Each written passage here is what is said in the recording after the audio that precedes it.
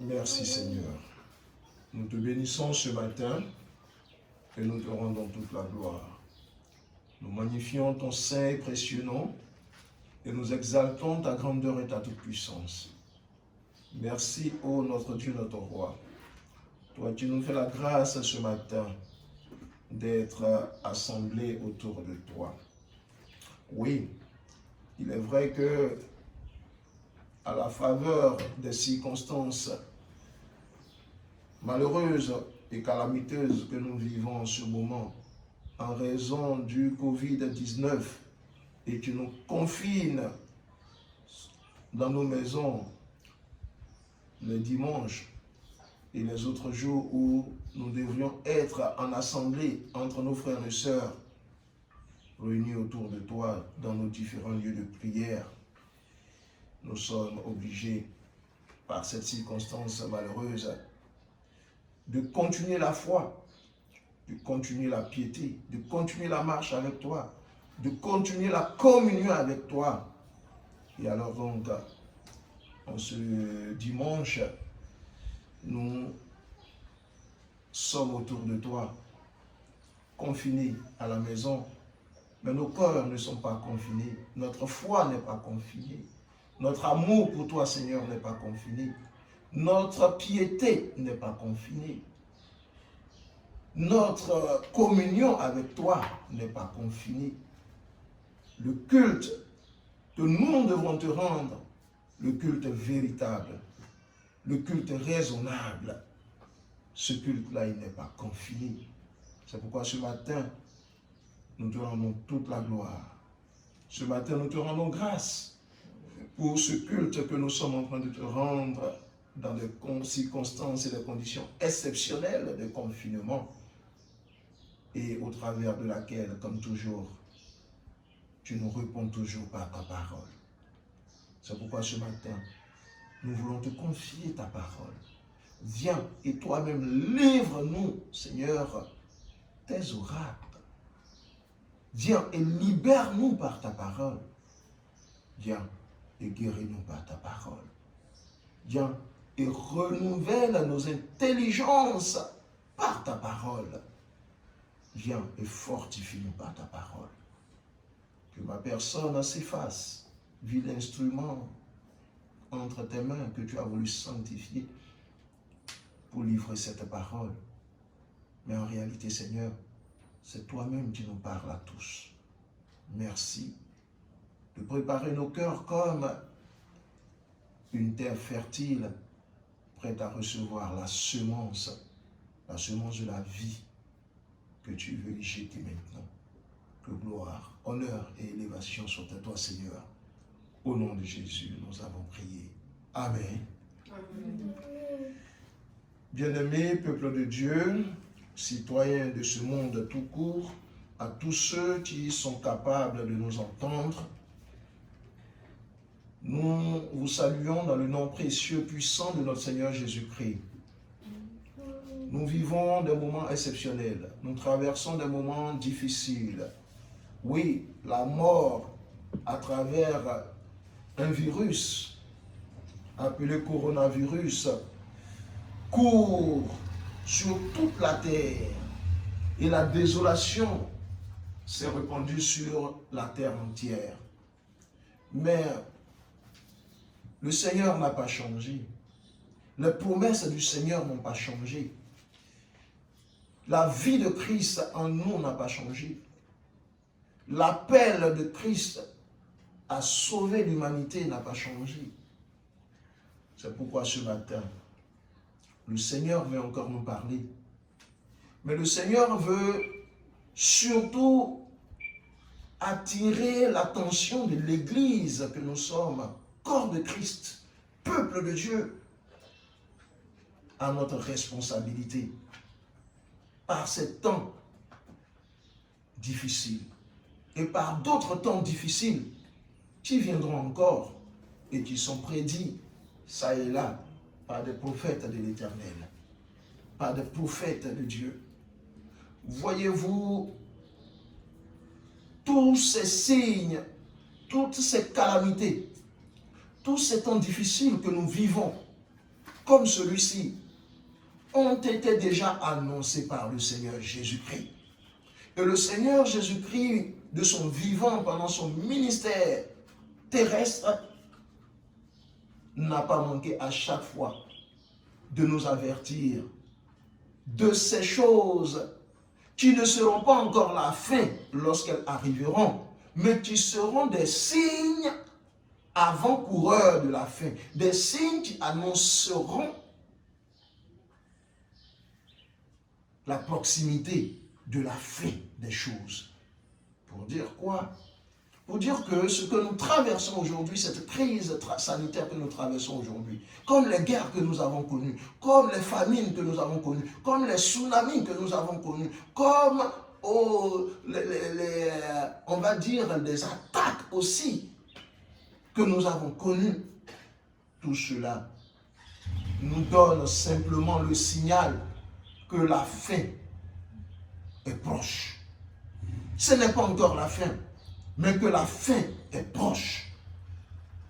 Et là où la fin est proche, nous, l'Église, nous avons une responsabilité. Nous avons une responsabilité et notre responsabilité doit se traduire en termes de quelle est l'attitude que nous devons avoir en ces temps qui nous annoncent que la fin est proche. Quelle est l'attitude que nous devons avoir? Quelle est l'attitude? Et cette attitude de l'Église sera portée non seulement par tous les chrétiens qui forment le corps de Christ en général, mais cette responsabilité de l'Église sera bien plus portée par les serviteurs et les servantes de Dieu. Et ce matin, dans le message que le Seigneur nous adresse, le Seigneur veut attirer attirer l'attention non seulement de l'ensemble du corps de Christ, mais bien plus de tous ses serviteurs et servantes quant à notre responsabilité dans ces temps qui nous annonce que la fin arrive, que la fin est proche, que la fin vient à grands pas. Or, qui parle de fin, parle du retour de Jésus-Christ. C'est pourquoi ce matin, le Seigneur nous a conduits dans le livre des Actes des Apôtres, en son chapitre 1, au verset 11. Actes des Apôtres, le chapitre 1er, le verset 11. Mais pour une bonne compréhension, nous allons lire à partir du verset 9. Mais il faut retenir que c'est le verset 11, ou du moins une partie du verset 11, qui nous intéressera ce matin. Alors je lis la parole de Dieu avec respect et considération. Actes des Apôtres, le chapitre 1, à partir du verset 9 au verset 11. Après avoir dit cela, il fut élevé pendant qu'ils le regardaient, et une nuée le déroba à leurs yeux. Et comme il avait les regards fixés vers le ciel pendant qu'ils s'en allaient, voici deux hommes vêtus de blanc leur apparurent. Et dirent, verset 11 donc, hommes galiléens, pourquoi vous arrêtez-vous à regarder au ciel?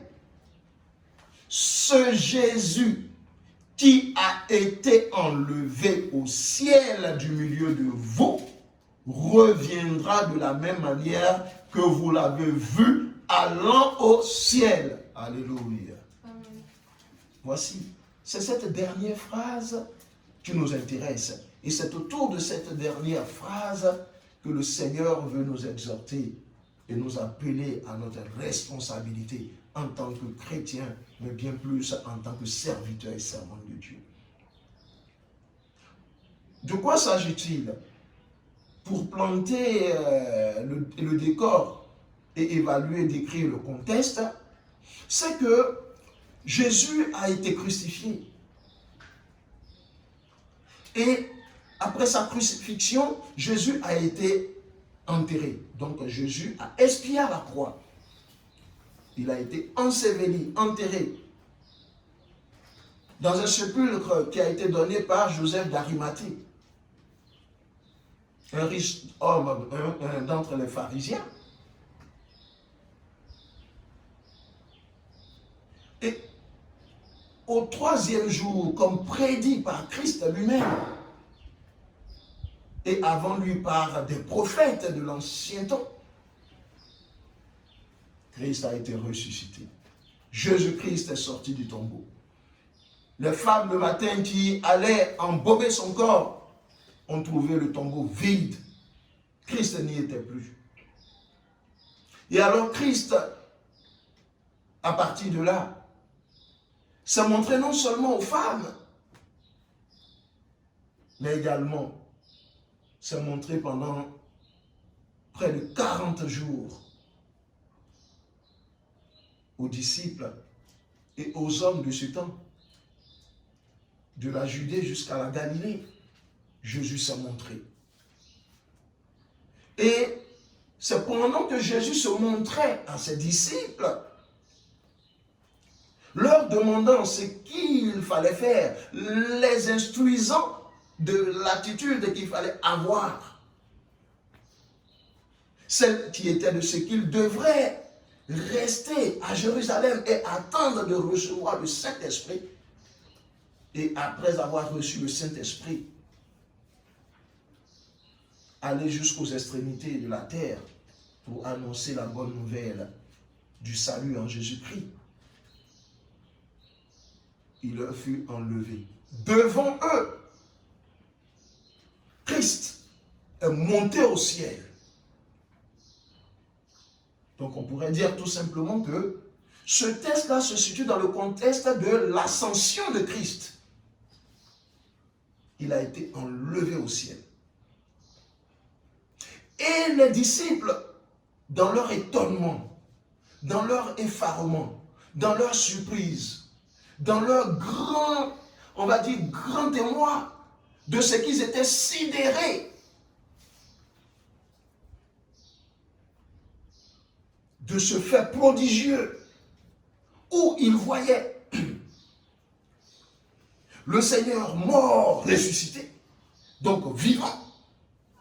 Mais en plus de ce qu'il a été vivant et qu'il s'est montré avec eux, qu'il leur a parlé, qu'il a fait 40 jours au milieu d'eux, et qu'il leur a parlé, et que ceux qui étaient dubitatifs comme Thomas ont pu le toucher pour démontrer qu'il n'est plus dans le tombeau, mais qu'il est vivant comme il l'a dit. Il est enlevé. Et c'est dans cette forme d'effarement, dans cette forme d'étonnement qui les tétanisait et qu'ils avaient les yeux rivés au ciel, Jésus quittant la terre et monta jusqu'à disparaître dans les nuées célestes. Alors, la Bible dit dans Actes, chapitre 1, au verset 10, et comme il avait les yeux fixés vers le ciel pendant qu'il s'en allait, que Jésus s'en allait, voici deux hommes vêtus de blanc leur apparurent. En réalité, c'était deux anges. Ça devrait être deux anges. Ça devrait être deux anges qui leur apparaissent et qui leur dit: ce Jésus qui a été enlevé au milieu de vous jusqu'au ciel, reviendra de la même manière que vous l'avez vu allant au ciel. Cela nous permet de comprendre trois choses, ou du moins le Seigneur, l'Éternel, notre Dieu, veut nous dire trois choses, veut nous communiquer trois choses. Il veut nous communiquer trois choses.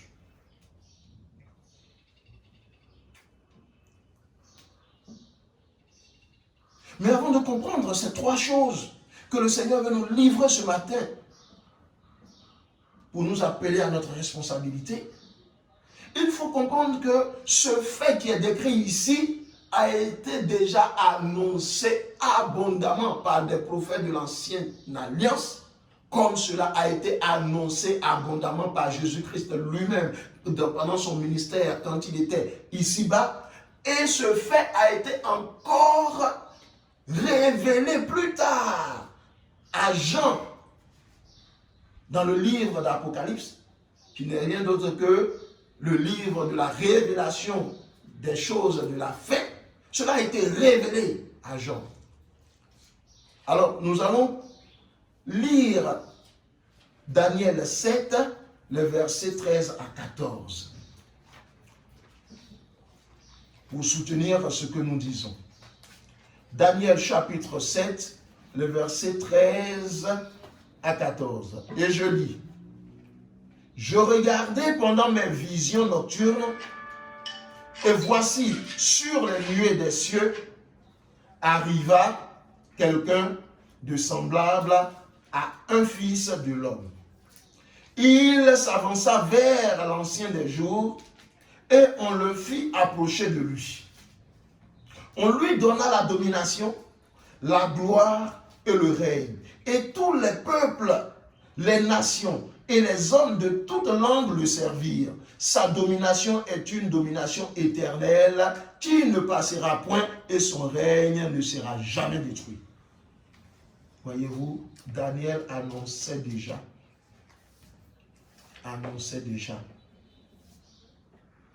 le retour de Jésus. Daniel déjà annonçait comment Jésus reviendrait sur les nuées, sur les nuées. Il est parti, comme le texte d'Actes nous le disait, il est parti enlevé par les nuées. Il reviendra aussi sur les nuées. Alléluia. Alléluia. Alléluia.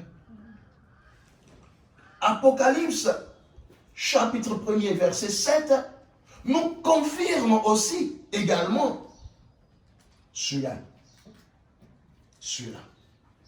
Nous confirme que Jésus reviendra de la même manière qu'il est parti.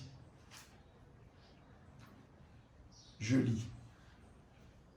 Apocalypse de Jean, chapitre 1er, le verset 7. Voici, il vient avec les nuées, et tout œil le verra, même ceux qui l'ont percé, et toutes les tribus de la terre se lamenteront à cause de lui. Oui, amen. Le livre d'Apocalypse confirme ce que les deux anges disaient aux disciples. Que ce Jésus que vous avez vu enlevé au ciel du milieu de vous, vous le verrez revenir de la même manière. De la même manière. Et Apocalypse de Jean, le livre de la révélation des temps de la fin, nous le dit clairement, Jean l'a reçu clairement en disant, voici, Jésus, il vient avec les nuées. Et tout œil verra Jésus. Même ceux qui l'ont percé, ceux qui l'ont mis à mort, ceux qui l'ont persécuté, ceux qui ont craché sur lui, ceux qui l'ont renié, ceux qui l'ont renié, ceux qui le renient encore aujourd'hui, ceux qui le renieront demain, le verront, ils le verront, ils le verront. Et toutes les tribus de la terre se lamenteront à cause de lui. C'est-à-dire que toutes les tribus de la terre, toutes les nations, comme le disait Daniel tantôt, le verront aussi. Et les nations se rendront compte qu'elles se sont trompées. Les nations regretteront de n'avoir pas entendu la voix de Jésus à travers ses serviteurs. Que les nations regretteront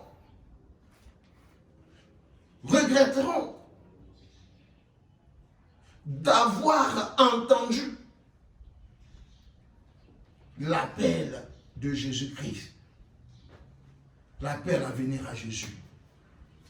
Et donc, bien-aimés, le texte de ce matin, l'appel de ce matin, nous donne de comprendre 3 choses. Quelles sont ces 3 choses ce matin que le Seigneur veut nous faire comprendre, que le Seigneur veut partager avec nous? Ces 3 choses sont que Jésus est vraiment ressuscité. Jésus est vivant. Ce Jésus est vivant. Ce Jésus donc qui a été crucifié n'est pas resté dans le tombeau, n'est pas demeuré dans la mort, mais ce Jésus-Christ est ressuscité. Il est donc vivant. Alors la première chose que le test de ce matin nous restitue, c'est que Jésus-Christ est vivant. Il est vivant. Christ est vivant. Christ n'est pas resté dans la mort. Christ n'est pas resté dans la mort. Christ est vivant. Le texte de ce matin nous confirme qu'il n'est pas resté dans la mort. Il n'est pas resté dans le tombeau. Il est ressuscité et il est vivant. Alléluia. C'est la première chose que nous devons comprendre, que nous restitue ce texte. C'est que Christ est vivant. Et cela ne fait l'ombre d'aucun doute, pardon. Cela ne fait l'ombre d'aucun doute que Christ est vivant. Parce que des gens l'ont vu. Parce qu'il s'est montré aux disciples de son temps, aux gens de son temps. Et la deuxième chose que ce texte nous révèle, c'est que ce texte nous donne une espérance. Nous donne une espérance. Les anges disent que ce Jésus qui a été enlevé au ciel du milieu de vous reviendra de la même manière que vous l'avez vu allant au ciel. Cela nous donne une espérance. Cela nous donne non seulement l'assurance que Jésus est vivant, mais en plus de l'assurance de ce que Jésus est vivant, ce texte nous donne l'assurance que nous allons retrouver Jésus. Que nous allons retrouver Jésus. Que nous allons retrouver Jésus. C'est une espérance. Nous devons avoir l'assurance et porter cette espérance que Jésus est ressuscité et il a été enlevé au ciel. C'est une espérance. Ça nous donne une espérance. L'espérance de quoi? L'espérance de retrouver Jésus-Christ. Deuxième chose, le texte vient nous conforter dans notre espérance de retrouver Jésus-Christ. Parce qu'il revient bientôt. Parce qu'il reviendra de la même manière qu'il est parti. Et la troisième chose, c'est que dans cette espérance se trouve également une mission. Le Seigneur attire notre attention sur 3 choses à partir de ce petit texte où des anges, au moment de l'ascension, disent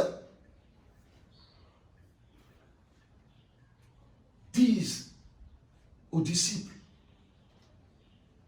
que ce Jésus que nous avons vu monter, il descendra, il reviendra de la même manière qu'il est parti. Le message que le Seigneur nous donne ce matin de partager est que Jésus-Christ est ressuscité et il n'y a aucun doute. Et comme Jésus-Christ est ressuscité et qu'il n'y a aucun doute, alors Jésus-Christ est vivant. Quoique nous ne le voyons pas, il est vivant parce qu'il est monté au ciel. Il est vivant parce qu'il nous donne une espérance. L'espérance que Christ nous donne, c'est que nous avons l'assurance de retrouver Jésus-Christ. Pourquoi avons-nous l'assurance de retrouver Jésus-Christ? Nous avons l'assurance de retrouver Jésus-Christ parce que ce Jésus-Christ reviendra comme il est parti. Ce n'est pas un homme qui l'a dit. Ce n'est pas une rumeur qui s'est répandue en son temps. C'est les 2 anges de l'Éternel eux-mêmes qui sont apparus à ceux qui ont vu physiquement Jésus-Christ monter au ciel, être enlevé au ciel et disparaître sous leurs yeux. Ce sont ces anges-là qui leur ont dit, de la même manière que vous les avez vus partir. Vous l'avez vu partir, Jésus, au ciel. De la même manière, il reviendra. De la même manière, il reviendra. Donc, il leur a donné une espérance. Il leur a donné une espérance. Quand Jésus a été crucifié, puis enterré, les disciples étaient découragés. Mais quand Jésus a été ressuscité, vu par les femmes, au 3e jour, la joie, la force, l'engouement, la vie aussi est revenue dans les apôtres, dans les disciples. Voilà pourquoi ils ont tous couru pour aller au tombeau, pour aller voir Jésus ressuscité. Ça leur a redonné de la force. La vie, quand je dis la vie de la foi. La vie de la foi est revenue en eux. Mais quand ce Jésus dont ils étaient heureux, qu'il soit à nouveau au milieu d'eux, et à cette époque, certainement, ça c'est moi qui le dis, le souhait des disciples était que Jésus reste physiquement avec eux, qu'il ne parte plus. Et voici, il leur est enlevé, il va au ciel. Ah, ils étaient encore dans une forme on va dire, d'embarras. Ils étaient encore à nouveau embarrassés, peut-être à nouveau inquiets. Et la joie de voir Jésus à nouveau au milieu d'eux a été de courte durée, 40 jours. Eux, ils voulaient que Jésus reste tout le temps. Et voici ce Jésus est enlevé devant eux, sous leurs yeux. Oh, il y avait une forme de découragement qui les a pris, une forme d'embarras, une forme d'angoisse, hein? Je ne sais pas, mais vraiment des sentiments qui étaient des sentiments pas de joie en ce moment-là. Alors, Dieu envoie 2 anges pour leur donner une espérance, pour dire, le Jésus que vous avez vu partir là, puisque Christ lui-même avait dit, il faut que je m'en aille au Père. Il va revenir de la même manière que vous l'avez vu partir. Mais dans cette espérance, il y a en même temps une mission. Il y a en même temps une mission. La mission est que tout chrétien et tout serviteur et servant de Dieu doit aller prêcher à toute la terre que Jésus revient bientôt. Que Jésus revient bientôt. Ce n'était pas une espérance que ces anges-là leur donnaient pour aller s'asseoir. Mais c'était une espérance qui devait être le moteur de leur action et de leur zèle pour aller dire à toute l'humanité, Jésus là, nous on l'a vu, il est vivant, il n'est pas mort. Il est vivant, on l'a vu, on a été avec lui, on est resté avec lui pendant près de 40 jours. Donc ça ne fait l'ombre d'aucun doute. Rappelez-vous que quand les pharisiens ont appris la résurrection de Christ, ils ont appelé les gardes, les soldats, et ils leur ont donné une forte somme d'argent pour aller publier dans toute la Judée jusqu'en Galilée que c'est une rumeur, c'est faux. Mais malgré la forte somme qu'ils ont reçue et la rumeur qu'ils sont allés répandre, est-ce qu'une rumeur peut résister à la vérité et à la réalité? Les deux ensemble. C'est-à-dire quoi? La vérité est que Jésus-Christ est sorti. La réalité est qu'il s'est montré aux gens. Il s'est montré aux gens. Donc là où on répand une rumeur pour dire non, on a volé son corps, dites qu'ils ont volé son corps, et répandez la rumeur. Non, non, il n'est pas ressuscité. Quand Jésus-Christ que les gens ont vu, connaissent, eux-mêmes ils ont crucifié, ils le connaissent très bien. Quand il vient se montrer à eux, mais non, il n'y a plus de débat. La rumeur même s'écroule comme un château de cartes. Donc, cette parole, ce passage établit clairement que Jésus est ressuscité et il était vivant. Mais il avait terminé son ministère terrestre. Il fallait qu'il aille au Père dans les cieux afin de continuer son ministère là-bas dans les cieux, puisqu'il a aussi un ministère céleste à accomplir. Un ministère céleste dont nous parlerons un jour, un de ces jours. Mais il avait, après son ministère terrestre, il avait encore un ministère céleste à accomplir. Toujours pour nous, toujours pour l'Église, toujours pour le compte et le bénéfice de l'Église. Alors ces anges leur donnaient là une espérance. C'était une façon de dire, pourquoi vous vous découragez? Pourquoi vous vous scandalisez? Pourquoi vous êtes effarés? Pourquoi vous êtes des choses meurtries? Pourquoi? Ce Jésus que vous voyez partir là, il va revenir de la même manière que vous l'avez vu partir. Il leur donnait une espérance. Mais ce qui était derrière cette espérance que les deux anges leur donnaient, c'est ce qui est le plus important. C'est-à-dire que cette espérance devrait être le moteur de leur zèle pour aller, n'est-ce pas, en mission, pour annoncer à toute la terre que Jésus-Christ revient. Et comme il revient, que toute la terre, que tous les hommes se préparent à sa rencontre. Pourquoi revient-il? Il reviendra pour enlever son Église. Il est revenu pour la première fois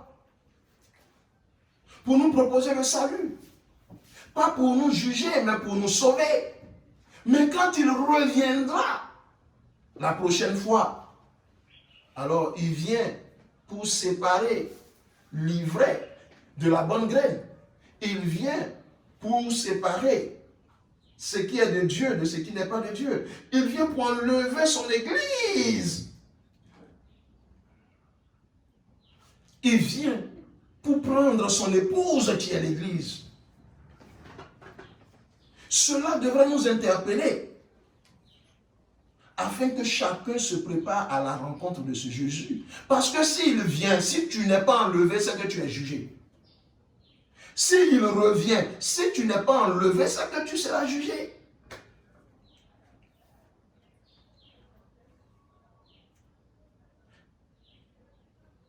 Et donc, cette espérance leur donnait d'aller en mission pour annoncer. Il vient, il revient. Et c'est ce que Jean a reçu très clairement pour dire, voici, il vient avec les nuées et tout œil le verra, même ceux qui l'ont percé. Et toutes les tribus de la terre se lamenteront. Pour dire quoi? Que ce n'est pas parce que tu crois que Jésus, n'est-ce pas, va revenir, qu'il va revenir. Ce n'est pas parce que tu ne crois pas que Jésus ne va pas revenir, qu'il ne va pas revenir. Non, c'est déjà arrêté qu'il va revenir. Notre responsabilité. Ce que nous devons faire, c'est de croire qu'il reviendra, alors de nous préparer à sa rencontre. Or, nous préparer à sa rencontre, c'est de faire en sorte d'être membre de son corps, qu'est l'Église, en l'acceptant déjà maintenant comme Seigneur et Sauveur.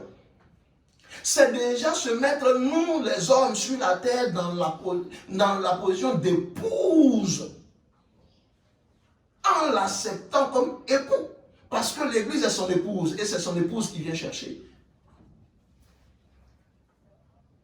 Alors ici, dans cette mission, la responsabilité des chrétiens en général est mise en avant. Mais surtout la responsabilité des hommes et des femmes de Dieu. Ce test nous interpelle et à travers ce test, le Seigneur nous interpelle sur notre mission. Notre mission, après avoir reçu l'espérance que Jésus reviendra, pas cette fois-ci pour sauver, mais pour juger et séparer ce qui est à lui de ce qui n'est pas à lui. De venir enlever l'Église, son épouse, du milieu de ce monde qui sera voué à la destruction et à la perte éternelle. Notre responsabilité donc, derrière cette espérance, c'est de prêcher le retour de Jésus-Christ. C'est de prêcher Jésus-Christ revient bientôt. On a prêché longtemps les mariages, on a prêché les voyages, on a prêché prospérité, on a prêché les millions, on a prêché quoi, on a prêché toutes sortes de choses.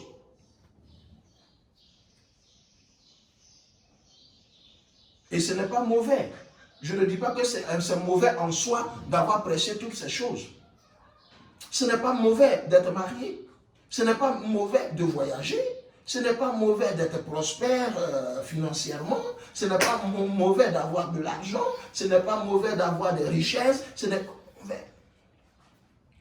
Mais lorsque Jésus reviendra comme il est monté là, est-ce qu'il nous enlèvera par rapport à notre situation matrimoniale? Non. Est-ce qu'il nous enlèvera par rapport à notre prospérité matérielle? Non. Est-ce qu'il nous enlèvera parce qu'on a voyagé, qu'on a fait tous les pays du monde en tant que touriste ou bien je ne sais pas quoi? Est-ce que c'est cela? Est-ce qu'il nous enlèvera par rapport à notre compte bancaire? Non.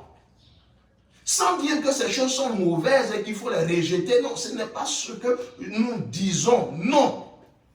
Mais ce n'est pas notre mission. Toutes ces choses-là s'obtiennent aussi par même ceux qui ne connaissent pas Christ. Même ceux qui rejettent Christ. Même ceux qui ont craché sur Christ. Rome était très riche en argent et en or.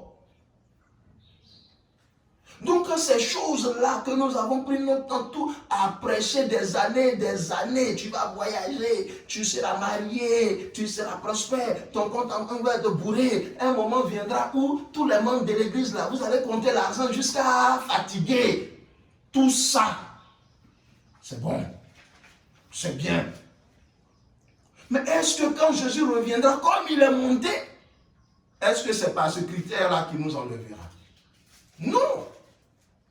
Non. Non. Non. Donc, par ces temps qui annoncent la fin, revenons à la mission authentique à laquelle le Seigneur nous envoie. Prêchons à toute la terre que Jésus-Christ revient bientôt, afin que les hommes, avant qu'ils ne reviennent, prennent conscience de la nécessité d'être sauvés. Parce que ces calamités, ces maladies, ces guerres, ces bombes qui éclatent partout, c'est quoi encore, un homme qui égorge son semblable, la méchanceté qui court toute la terre, le coronavirus, tout ça, ce sont des signes qui permettent à l'homme de comprendre de façon claire et évidente que notre vie sur cette terre-là est limitée. Que notre vie sur cette terre-là passera. Que nous ne sommes pas éternels sur la terre. Or, nous venons d'un Père. Nous venons d'un Créateur. Il nous faut retourner au Créateur. Mais comment retournons-nous au Créateur? Il y a un seul chemin pour retourner au Créateur. Ce chemin, c'est Jésus-Christ de Nazareth. Il a dit, nul ne vient au Père que par moi. Je suis le chemin, la vérité et la vie. Nul ne vient au Père que par moi. Donc, en prêchant ce Jésus-Christ qui revient bientôt, nous donnons l'occasion aux hommes de revenir à Christ pour participer à l'éternité que Dieu a préparée déjà d'avance pour nous lorsque la terre sera détruite, lorsque cette terre-là que nous connaissons passera. Où passerons-nous l'éternité? Où passerons-nous l'éternité? Est-ce que nous passerons l'éternité dans les châteaux qu'on a construits? Est-ce que nous passerons l'éternité dans nos limousines? Est-ce que nous passerons l'éternité avec nos valises, nos sacs d'argent, nos comptes bourrés? Est-ce que nous passerons l'éternité avec la plus belle femme du monde qu'on a épousée? Est-ce que nous passerons l'éternité avec le plus beau et le plus riche homme du monde qu'on a épousé, soit qu'on soit un homme ou une femme? Est-ce que, n'est-ce pas, on passera l'éternité par rapport au nombre d'enfants qu'on a reçus? Est-ce qu'on passera l'éternité par rapport, je vais dire, à la montre d'1 million qu'on porte à son poignet? Non. Et nous ne sommes pas contre ces choses. Parce que ces choses, c'est Dieu qui les donne. Si c'est Dieu qui les donne, cela participe même à nous rapprocher de Dieu et à servir Dieu avec. Si les biens de ce monde ne participent pas à la mission de Dieu de sauver les hommes par Jésus-Christ, ça veut dire que ces biens-là sont mal acquis et sont diaboliques. Parce que les biens-là, c'est Dieu qui les a créés. Et si Dieu les a créés, ça doit participer au projet de Dieu pour le salut de l'humanité. Alléluia. Ce matin, le Seigneur en appelle à la responsabilité de tous ses serviteurs et de toutes ses servantes. Tous ceux qui ont été véritablement appelés par le Seigneur. Je ne dis pas ceux qui se sont appelés eux-mêmes. Je ne dis pas ceux qu'un homme a appelés. Mais tous ceux qui ont reçu l'appel authentique du Seigneur Jésus-Christ et ont reçu son onction pour faire d'eux des ministres de Dieu, ils ont un seul mot d'ordre. Par ces temps de l'approche de la fin, par ces temps où la fin est proche, où les signes avant-coureurs de la fin nous sont annoncés pour nous dire que la fin est proche, mais ce n'est pas encore la fin. Ça veut dire qu'entre ces temps qui annoncent la proximité de la fin et la fin, ce temps-là, cet intervalle-là, notre mission, c'est de prêcher Jésus-Christ revient bientôt. C'est de prêcher Jésus-Christ revient bientôt. Prêchons le retour de Jésus-Christ, afin que ceux qui auront des oreilles pour entendre, qui auront un cœur pur pour recevoir la graine de la sémence de la parole de Dieu à travers l'évangile, fassent la paix avec Dieu, se réconcilient avec Dieu, en recevant Jésus-Christ comme leur Seigneur et leur Sauveur personnel, aussi simplement. C'est pourquoi ce matin, je veux prier pour tout le corps de Christ. Je veux prier pour tous les serviteurs et servantes de Dieu. Arrêtons nos polémiques. Arrêtons de discuter sur des choses inutiles. Arrêtons de discuter sur des doctrines qui nous opposent. Arrêtons de discuter sur femme prêche pas, femme prêche. Arrêtons de discuter sur on doit payer dîme, on ne doit pas payer dîme. Arrêtons de prêcher sur la Pâque est une fête. Non, la Pâque n'est pas une fête. Arrêtons de prêcher sur et discuter sur voici comment on doit faire offrande, voici comment on ne doit pas la faire. Arrêtons de piloguer, de discuter et de nous diviser sur des choses certes importantes, mais qui ne sont pas essentielles. Si nous ne pouvons pas nous entendre sur tout, entendons-nous au moins sur ce qui est essentiel. La mission à laquelle le Seigneur nous a envoyés, celle d'aller faire de toutes les nations des disciples. Ça au moins, on est tous d'accord dessus. Alors faisons-le. Faisons-le. Faisons-le. Après qu'on ait fait voyager les gens de partout, on les a tellement fait voyager par la Bible que beaucoup même ont voyagé par des pirogues et on va dire des embarcations de fortune qui sont morts dans la mer, que d'autres sont allés échouer sur les rives de Lampedusa, que d'autres sont dans des camps de réfugiés parce qu'on les a sauvés des eaux. Tellement on leur a prêché voyage. Tellement on a prêché mariage qu'il y a des gens qui souffrent dans leur foyer. Loin de l'église, loin des yeux de la communauté. Parce qu'on a prêché mariage, on les a poussés dedans, On a tellement prêché prospérité financière qu'on a fait même des chrétiens qui étaient sincères au départ, on a fait des bandits, des faux, des détourneurs de deniers publics. On a fait d'eux des brouteurs. On a fait d'eux des vendeurs de drogue. On a fait des gens qu'on a fini de convaincre que non. C'est que quand tu as beaucoup d'argent, c'est que tu es en accord avec Dieu, c'est que tu es en communion avec Dieu. Ton laissez-passer pour aller au ciel, c'est qu'il faut que tu sois riche. Alors les gens sont venus tous des faux. Arrêtons ça.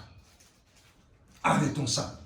Le Seigneur par ma voix, comme parlant de la bouche d'un prophète, mais je ne suis pas prophète. Mais ce matin, Dieu fait œuvre de prophétie par ma bouche. Arrêtons cela. Prêchons le retour de Jésus-Christ. Prêchons le retour de Jésus-Christ. Prêchons le retour de Jésus-Christ. Prêchons Jésus-Christ revient bientôt. Les apôtres n'ont pas prêché tout ce que nous prêchons là. Les apôtres à leur temps ont prêché Jésus-Christ ressuscité. On prêchait Jésus-Christ ressuscité. Et en prêchant Jésus-Christ ressuscité, ils n'ont pas manqué de souligner que ce Jésus-Christ ressuscité revient bientôt. Dans les temps que nous vivons, nous devons amplifier la mission des apôtres. Puisque nous avons été édifiés, nous avons été choses élevées sur le fondement des prophètes et des apôtres. Ça veut dire que nous devons continuer l'œuvre des apôtres. C'est pourquoi le livre des Actes des apôtres est le seul livre de la Bible qui n'a pas de fin. Il n'y a pas de conclusion. C'est un livre qui n'a pas de conclusion. Pourquoi? Parce que les actes sont ouverts. Les actes continuent. Parce que l'apostolat continue. Ça continue aujourd'hui par nous, les serviteurs et les servantes de Dieu. Par le peuple de Dieu, l'apostolat se poursuit. Parce que les actes des apôtres, d'ailleurs, c'est un raccourci, peut-être pour que le titre soit beau, mais en réalité, c'est les actes du Saint-Esprit à travers les apôtres. Or, le Saint-Esprit est encore en action pour le même but, le salut de l'humanité, à travers les apôtres du 1er siècle, mais à travers aussi tous ceux qui sont membres de l'Église, Église en tant que corps de Christ, c'est-à-dire à travers tous les chrétiens et à travers spécifiquement les serviteurs et les servantes de Dieu. Nous poursuivons les actes des apôtres. Nous sommes à la poursuite des actes des apôtres. Parce que c'est sur ce fondement que nous avons été établis. Alors prêchons ce que les apôtres ont prêché. Et nous devons avoir conscience de notre temps. Nous devons être contextuels de notre temps. Notre temps nous rapproche de la fin. Et si notre temps nous rapproche de la fin, ça veut dire que notre espérance doit se traduire en termes d'aller prêcher avec hardiesse, avec zèle, sans relâche, que Jésus revienne bientôt. Jésus revient bientôt. Jésus revient bientôt. C'est comme un dernier train qui va passer. Hâte-toi de monter dans ce train pour quitter cette ville de calamité. Ce matin, le Seigneur nous interpelle. Le Seigneur nous interpelle. C'est pourquoi, serviteurs de Dieu, servantes de Dieu, et au-delà, tout chrétien, embouchons ensemble une seule trompette. La trompette qui claironne et qui claironne le retour de Jésus, qui est imminent.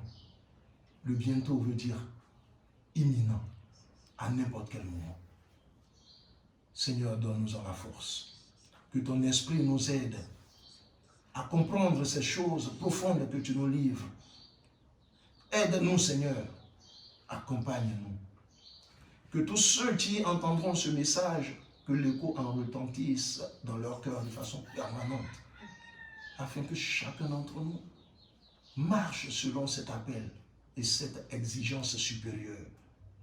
Car tous, nous devons être aujourd'hui comme des vierges sages qui entretiennent leur lampe en prenant de l'huile avec elles, en gardant cette huile, afin que lorsque toi, l'époux Jésus-Christ, tu reviendras, elle puisse t'identifier.